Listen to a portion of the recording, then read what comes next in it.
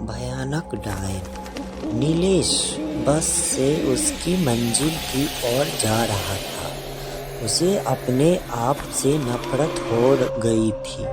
वह सोच रहा था कि कैसा इंसान हूँ मैं, सिर्फ ज़्यादा पैसे कमाने के बारे में ही सोचता रहा, कभी भी परिवार की ज़रूरतों को नहीं समझा, बच्चों तक को वक्त नहीं दे पाया। मेरी यही गलती की वजह से वो मुझसे दूर हो गए। अब उनकी अहमियत मुझे महसूस हो रही है। तभी वो बस उसकी मंजिल पर आकर रुक गई। वह नीचे उतरा। आसपास जंगली इलाका था और कुछ दूरी पर एक गांव नजर आ रहा था। उस बस स्टैंड के पास सिर्फ एक चाय की टपरी उसे नजर आई। वह सिर्फ अकेला वहां उतरा था। वह चाय की टपरी पर गया और एक चाय मंगवाई। वहां चाय वाले के अलावा 2 लोग चाय पी रहे थे और एक वहीं सोया हुआ था। चाय वाला, बाबूजी, यहाँ किसी काम से आए हो क्या? नीलेश, हाँ, एक जंगली बैल जो इन जंगलों में पाई जाती है, बस उसी के संशोधन के लिए आया हूँ। चाय वाला, ठीक है बाबूजी, कोई मदद लगे तो बोल दीजिएगा। नीलेश, हाँ, मुझे वो जंगली बैल जाबिर जंगल में मिलेगी। मुझे बता सकते हो वो जंगल कहाँ है? सभी लोग ये सुनते ही दहल उठे।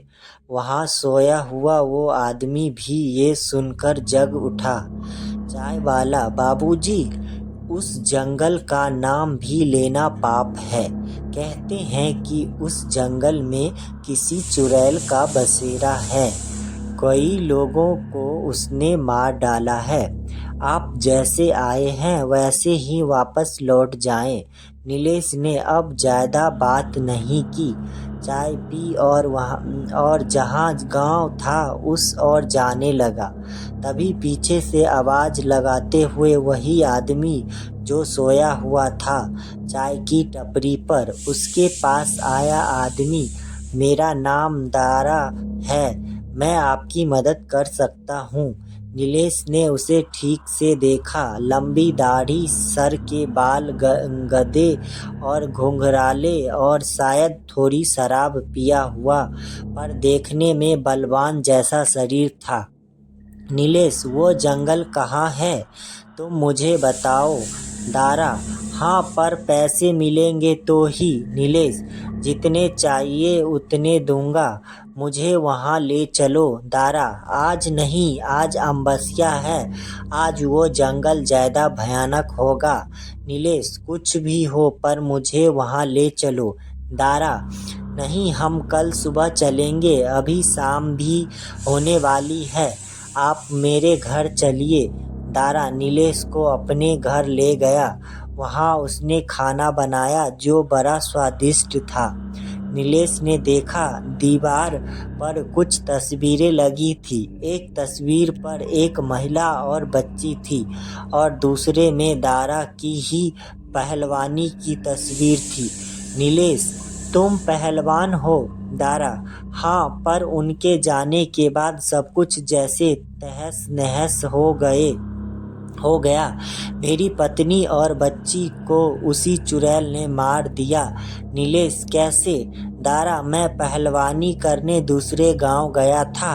रात को मेरी बेटी की तबीयत अचानक बहुत खराब हो गई और उस समय गांव में न वैद्य था ना ही डॉक्टर। शहर जाना मतलब पूरी रात सफ़र करना। मेरी बेटी की हालत ज़्यादा खराब थी। उन जाबिर जंगल से एक कच्चा रास्ता दूसरे गांव जाता है। मेरी पत्नी के साथ सबने आने से मना कर दिया। उस चुड़ैल के डर के कारण बच्ची की हालत उससे देखी नहीं गई।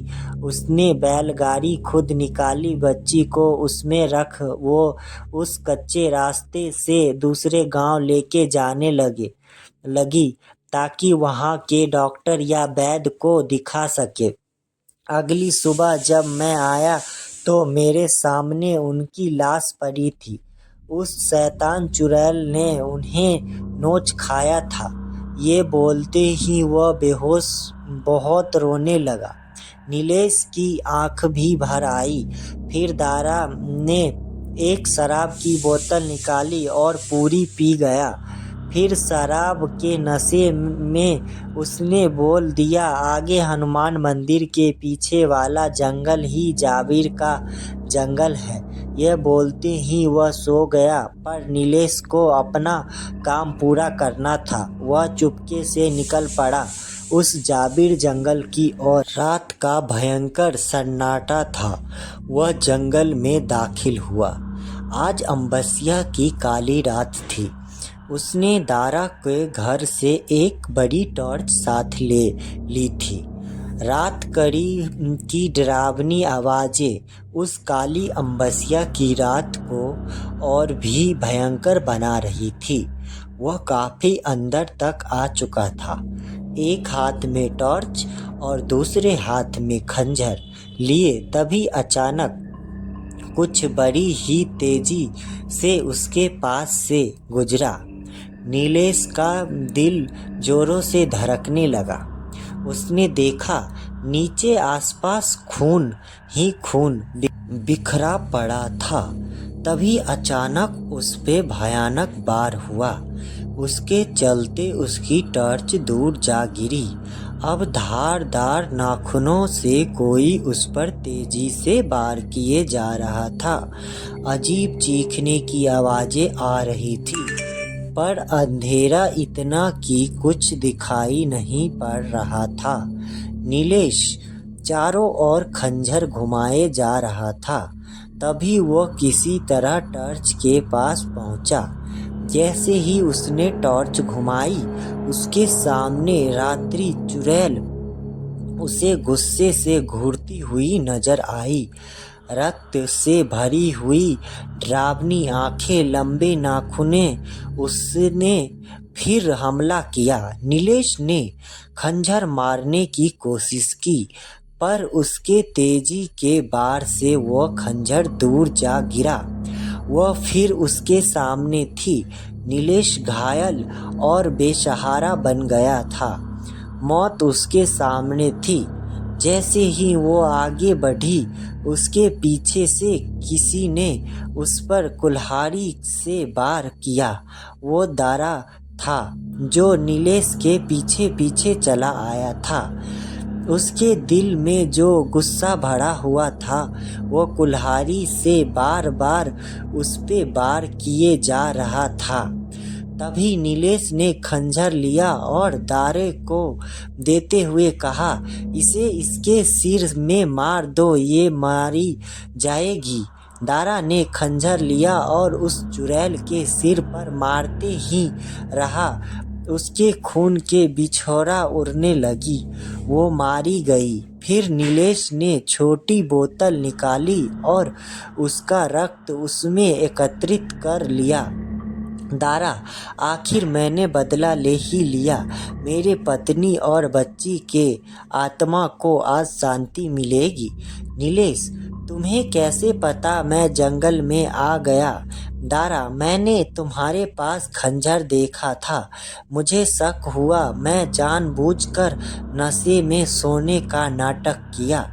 बाकी मैं 10 बोतलें भी पी जाऊं, मुझे होश रहता ही है। फिर मैं तुम्हारे पीछे पीछे आ गया। नीलेश, शुक्रिया दोस्त, वरना मेरी जान चली जाती। तुम ना हो आते तो। दारा, तुम यहाँ आए क्यों? इसका रक्त एकत्रित क्यों किया? नीलेश ने उसको सब कुछ बता दिया। नीलेश की बात सुनते ही दारा भावुक हो गया। दारा, पर क्या वो डायन सच में उन्हें जिंदा करेगी? नीलेश, इसी आस पर ये काम कर रहा हूँ, वरना अब तक तो मैं भी मर गया होता। दारा, तुम्हारी व्यथा मैं समझ सकता हूँ दोस्त, मैं तुम्हारे साथ हूँ। आगे की राह पर मैं तुम्हारे साथ दूंगा। हम मिलकर उनका सामना करेंगे। मुझे खुशी होगी अगर मैं भी तुम्हारे परिवार को जिंदा करने में मदद कर सका। नीलेश, शुक्रिया दोस्त। दारा, चलो अब आगे किसके पास जाना है? नीलेश, पोकांत पहाड़ी पे बसा आदमखोर राक्षस बुर्तखंड के नाखूने लेने। क्या आगे की राह ये दोनों हासिल कर पाएंगे? कैसा होगा वो आदमखोर राक्षस बुर्तखंड? क्या वो मारे जाएंगे? अगला भाग जल्द प्रकाशित होगा। आपकी सुंदर समीक्षा जरूर दें। आगे आने वाला भाग को आपको पता चले, इसलिए मुझे ज़रूर सब्सक्राइब कर दें।